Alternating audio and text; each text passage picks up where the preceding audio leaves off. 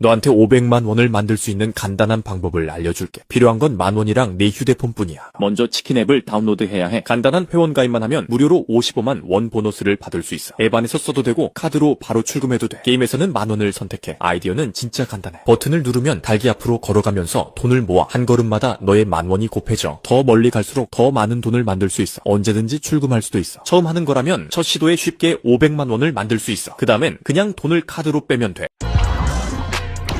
Hey, what's up? MKBHD here, and welcome to your first look and hands-on of everything Apple just unveiled today at their 2025 September event. This is iPhone 17, 17 Pro, and 17 Air. Definitely get subscribed to be among the first to see the full reviews when they come out. But this is my first impressions, and I actually found it pretty simple to synthesize my thoughts on everything they announced today. Like, there is some good tech, there's some interesting new designs, and some questionable decisions, but the funny thing is, as I go to these events and as I think about all this stuff, what usually happens is I end up typically getting some texts from friends asking what I think of the announcements, and my mental task is to summarize everything I'm thinking about into one or two easily digestible sentences or just words to understand what's new and what happened. I don't want to tell them too much information.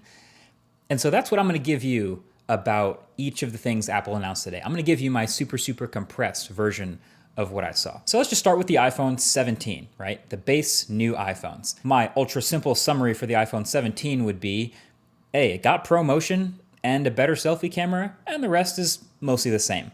So the design is mostly unchanged other than the new colors, same screen sizes, same dimensions, same camera bump, same buttons and camera control, which they barely talked about. But there's a new A19 chip inside, which we expected. That should see some nice performance gains and efficiency bumps, roughly 20% faster CPU, which is nice. And battery life should be a few beats longer. And the display is brighter too, getting up to 3,000 nits. But this is the first time we are seeing a Pro-branded feature on a non-Pro iPhone, because every new iPhone across the range now has ProMotion. And it's the same ProMotion too. It's the adaptive 1 to 120 hertz. Doesn't seem to be handicapped at all. It's funny, we always used to have that, regular people don't care about 120 hertz argument, but now here it is on the new base iPhones. So, hey, sounds great to me. This makes the base iPhones much more usable, and so does the new base storage of 256 gigs. So those are welcome upgrades. But the other new thing was the selfie camera.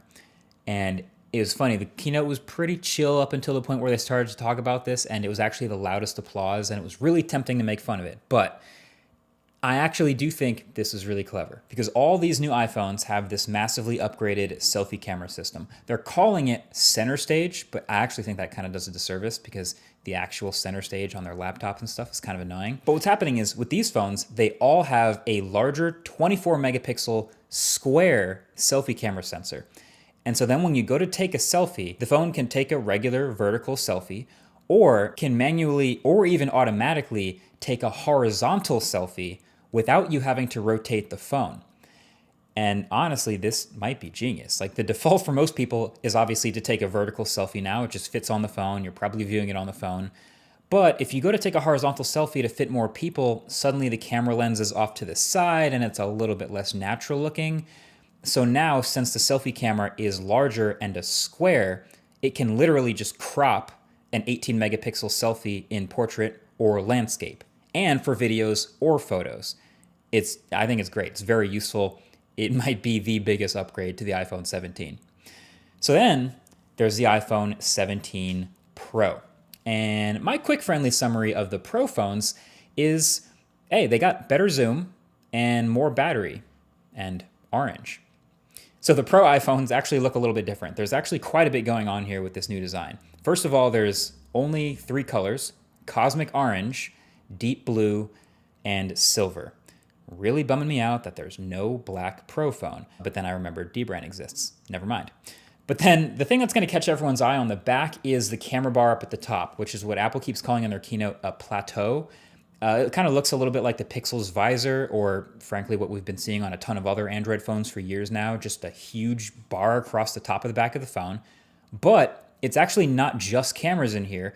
Apple's done some rearranging of the insides of the phone to actually shove more components, like the A19 Pro chip and the logic board and storage up here in that bar so they could fill out more of the bottom of the phone with more battery.